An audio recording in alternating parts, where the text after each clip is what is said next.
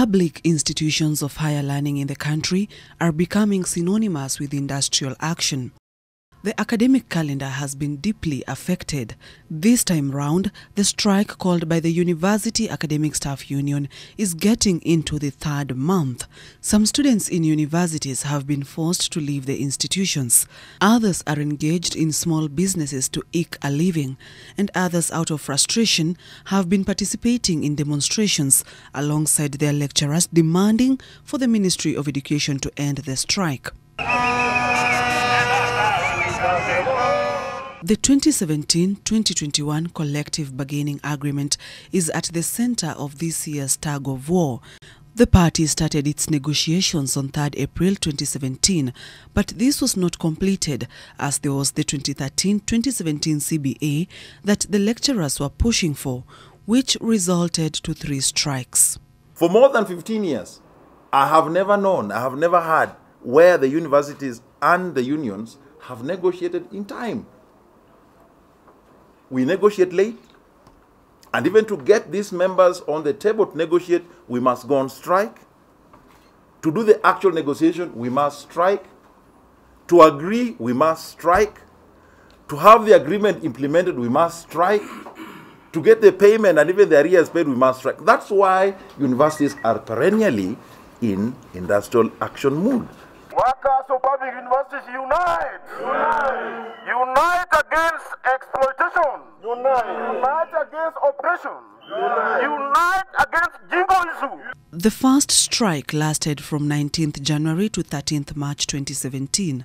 This took 54 days off the academic calendar. The second strike was called on 1st July and lasted to 18th July. These were 18 days struck off the academic calendar. This was initiated as a move to try make the government to agree to implement the 2013-2017 CBA. And the strike was called off when the National Treasury promised to implement the CBA in full within a month. But it was not so, and therefore a third strike struck the institutions of higher learning, this time from 1st November to 9th December. 39 days were lost. In 2017, students in public universities lost 111 days. Strike, and we will strike, and we will strike. So we are telling our members, strike like you have never gone on strike before. Strike as if you'll never strike again. Fast forward to 2018, and the ghosts haunting the higher education sector crept in. Talks of the 2017-2021 CBA. We estimate that this strike will last a longer period unless the government and IPCCF gives a counter-offer sooner. In no return to work formula that we have ever said from 2004 to today, they protect the job, they have got the job security, they also protect members from any loss of income. So they are wasting time, because at the end of the day, the government is giving an offer.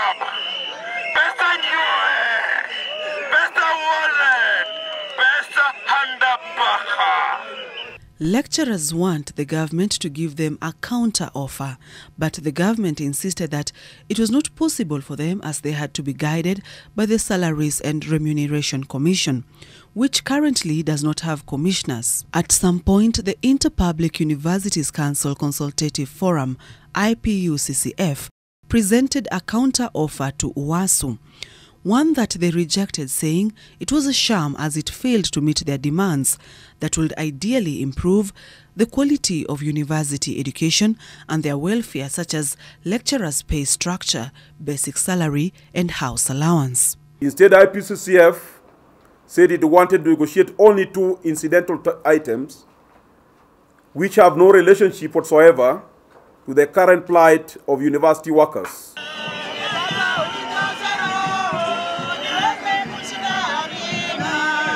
A number of players in the sector tried to intervene. Labour Cabinet Secretary Ukur Yatani, Parliamentary Committee on Education, but nothing. As the solution grows more elusive, the unions accuse the government of consistent lack of commitment to the plight of lecturers. Last week, Education CS Amina Mohammed announced an interministerial task force that will look into the lecturers' pay dispute and come up with a suitable offer to counter the 2017-2021 CBA that is at the heart of the current stalemate. The committee, which has 1 month to look into all their grievances, is expected to report back with recommendations 2 weeks after the month lapses. Unfortunately, the SRC's advice on the university's job evaluation has yet to be completed, following the union's move to contest the initial SRC proposals in court.